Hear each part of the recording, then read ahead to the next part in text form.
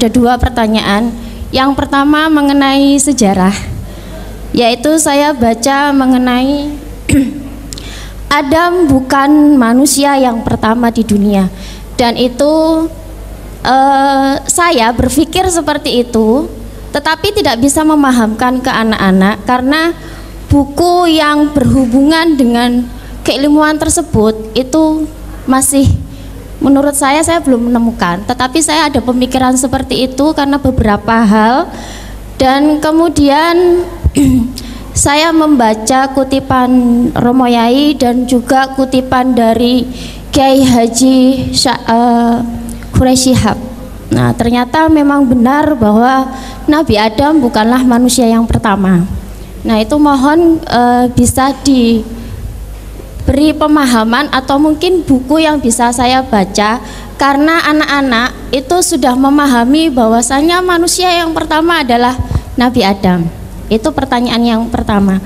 Pertanyaan yang kedua, bagaimana cara kami sebagai pendidik yang baik untuk memberikan pemahaman kepada santri secara akhlak kadang kurang baik, dan ketika kita memperingatkan kepada santri misalkan dengan cara tindakan keras, ucapan ataupun pukulan ataupun tangan, itu akan melukai si anak.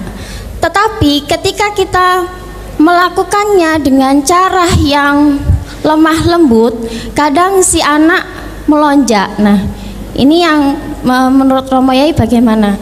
Kemudian kalau secara akademisi kurang baik juga bagaimana? Jadi dua itu Romo Yai, saya ucapkan terima kasih. Wassalamualaikum warahmatullahi wabarakatuh. Waalaikumsalam warahmatullahi wabarakatuh.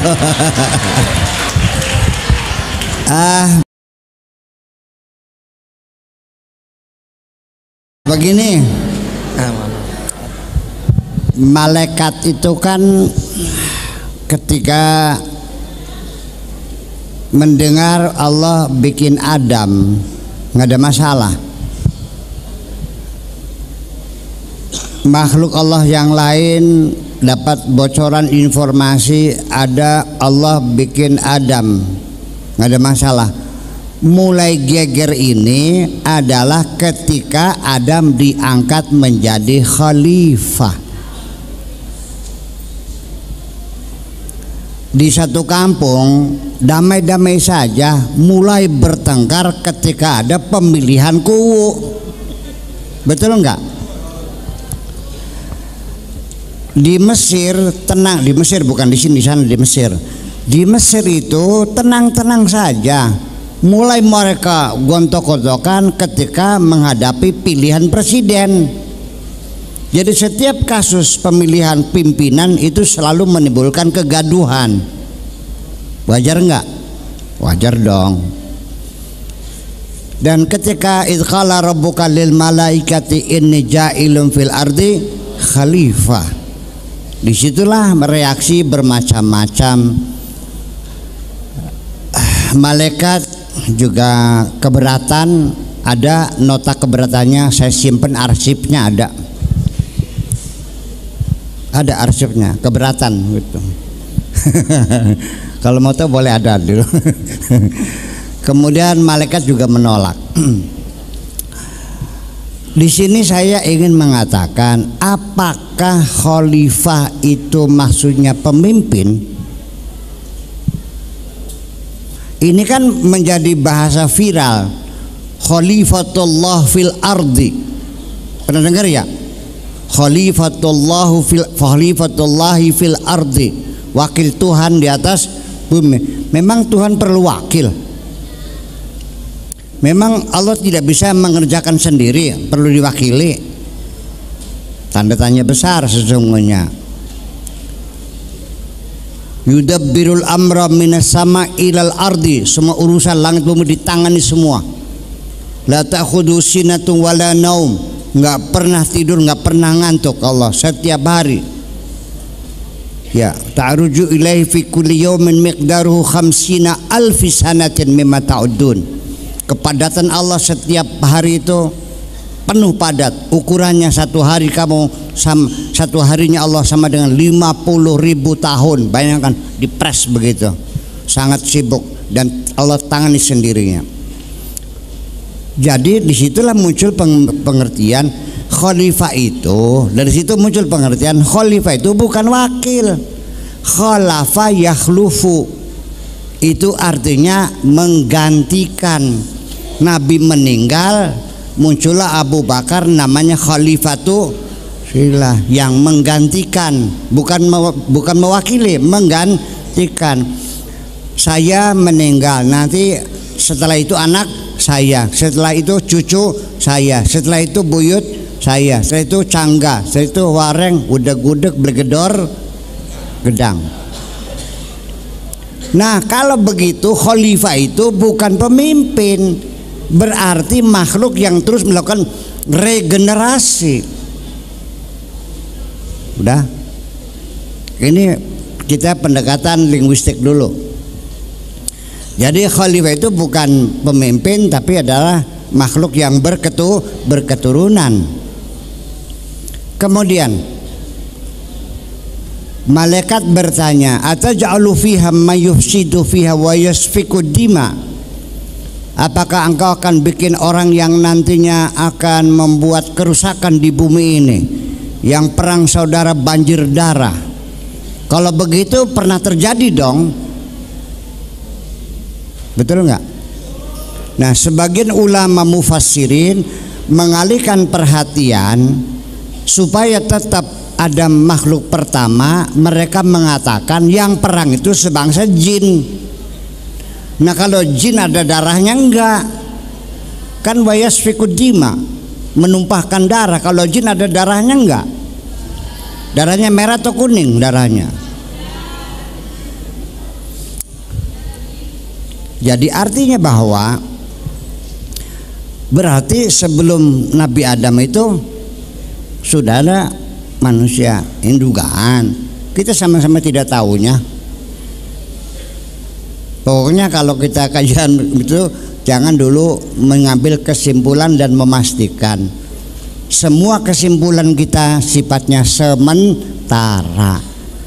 Apabila ternyata di kemudian hari terdapat bukti-bukti baru, maka kesimpulan kami akan disempurnakan lagi. Begitu enggak? Ilmu itu jiwanya seperti itu. Apalagi kajian sejarah, kajian fisika juga setiap saat dirubah kok. Ternyata salah. Ilmu fisika itu disebutnya ilmu pasti, betul enggak? Fisika kuantum yang sudah urusannya masalah partikel-partikel.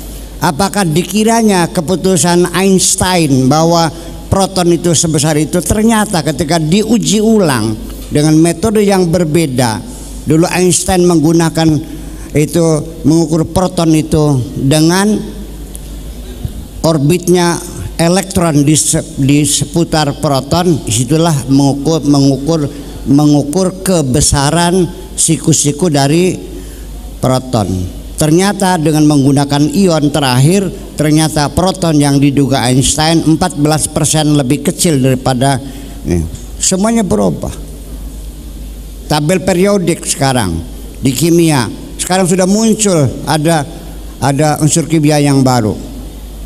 Betul nggak? Nggak ada sesuatu yang pasti semuanya, dan semuanya berkembang. Apalagi ini sejarah.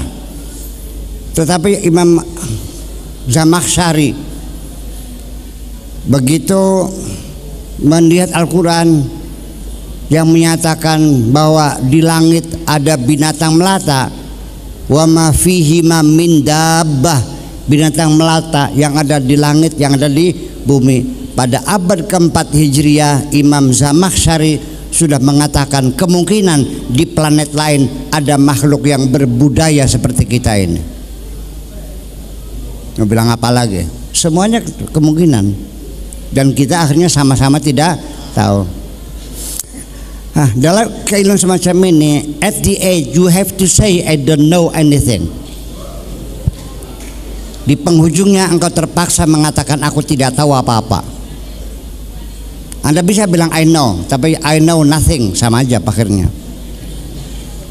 I don't know anything atau I know nothing sama kan? Artinya tidak tahu.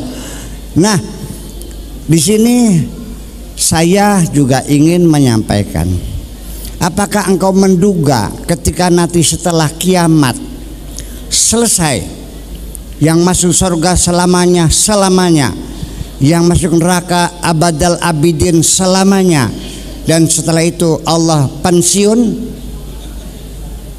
sudah tiap hari tidak ada penghujungnya dan tidak ada akhirannya, Allah ngeliat gitu. Di sini orang surga tertawa terbahak-bahak, selagi orang menjerit menangis neraka, biasa aja.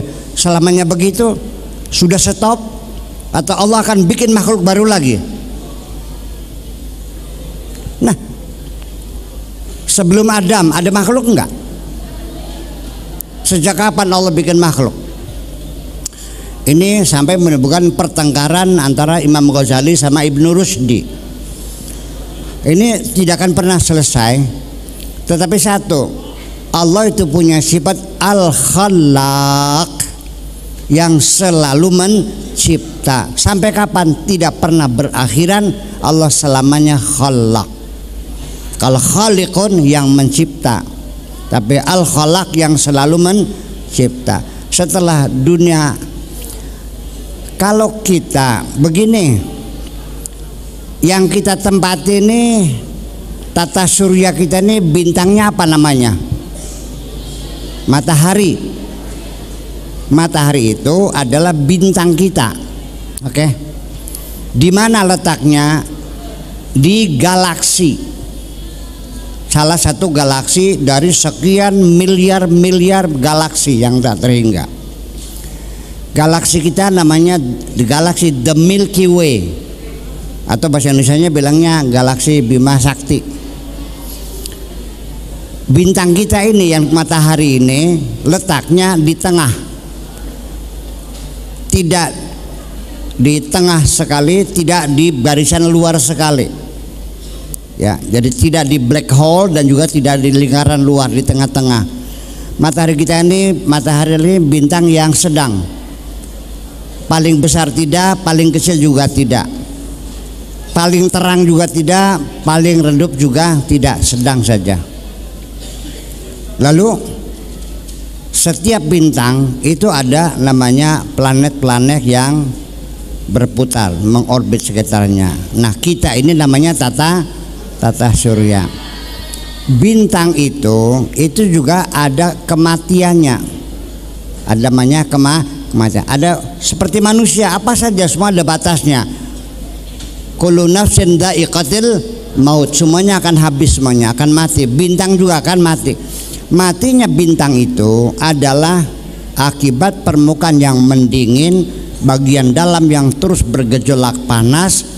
Akhirnya kematian bintang ditandai dengan ledakan. Bintang itu matinya dengan meledak. Kalau manusia dengan nazah. Betul nggak? Manusia mati kalau otak jantungnya berhenti. Bintang itu dengan meledak. Nah, ketika bintang meledak, itulah yang disebut dengan supernova. Supernova terakhir yang terjadi itu 25 tahun yang lalu, baru nyampe tahun kemarin gelombangnya ini. Karena dengan kecepatan saya yang nggak tahu seberang sananya galaksi kita. Nah, ketika bintang meledak, itu akan melahirkan planet-planet baru lagi. Paham nggak? Iya, jadi kita ini sangat sekali. Jadi namanya kajian sejarah, kalau kajian sejarah kuno, antropologi, teori evolusi, kalau saya tidak meyakini teori evolusi itu, ya, karena di dalam sejarah penciptaan makhluk ini, makhluk hidup di bumi ini baru ada 4 miliar tahun yang lalu. Sedangkan The Big Bang yang dinyatakan oleh George Lemaitre itu adalah terjadi 14 miliar tahun yang lalu. Bumi baru layak ditempati makhluk hidup itu 4 miliar. Jadi selama 10 miliar masih panas, masih menyala. Nah, makhluk alam pertama yang pertama itu al-hayawan al-ma'iyah, binatang-binatang yang satu sel, ya, plankton seperti itu di dalam air, namanya al-ma'iyah. Nah, terjadi proses perpindahan dari air ke darat, tetapi masih bisa di darat, bisa di laut, namanya al-barma'iyah. Al-barma'iyah ini adalah binatang yang hidup transisi antara darat dengan air. Sampai sekarang masih ada tersisa, seperti ular, seperti yuyu, ya bukan kepiting, yuyu namanya di darat, yang di sawah tuh. Terus katak dan sebagainya. Itu, nah itu di dalam Islam diharamkan. Setelah mentas semua baru namanya al-hayawan al-barriyah. Nah, sekarang ini binatang darat yang sudah sempurna adalah onta. Itu independen betul-betul. Buktinya apa? Onta berjalan. Saya punya teman naik haji dari Chad, naik onta, naik haji pakai onta selama 2 bulan sampai ke Mekah. Itu onta ini setengah bulan dari Chad sampai ke Libya saja itu nggak minum. Onta bisa berjalan 15 hari tanpa minum. Sudah sempurna binatang daratnya ini. Itu onta salah satunya. Nah, manusia dari mana? Dari kajian deoksiribonukleik asid, bahwa manusia punya DNA yang tidak sama dengan binatang yang lain. Bahwa Allah menciptakan khusus manusia tersendiri, bukan perkembangan dari binatang. Bahwa kamu bukan anak cucu ketek semuanya nih. Kamu betul-betul manusia gitu. Jadi artinya bahwa nanti di penghujungnya kita akhirnya wallahu a'lam bis-shawab. Tetapi sejarah penting, karena bagaimanapun sejarah itulah yang membentuk ideologi kita, adalah sejarah. Bagaimanapun juga, ya, makanya saya minta kepada siapapun yang sebagai pihak yang menang dalam pertarungan budaya di dunia ini, tolong tuliskan sejarah yang sebenarnya. Jangan ada yang kau sembunyikan, supaya nanti di masa yang akan datang anak cucu kita punya ideologi yang jelas bersumber dari sejarah yang pasti. Terima kasih.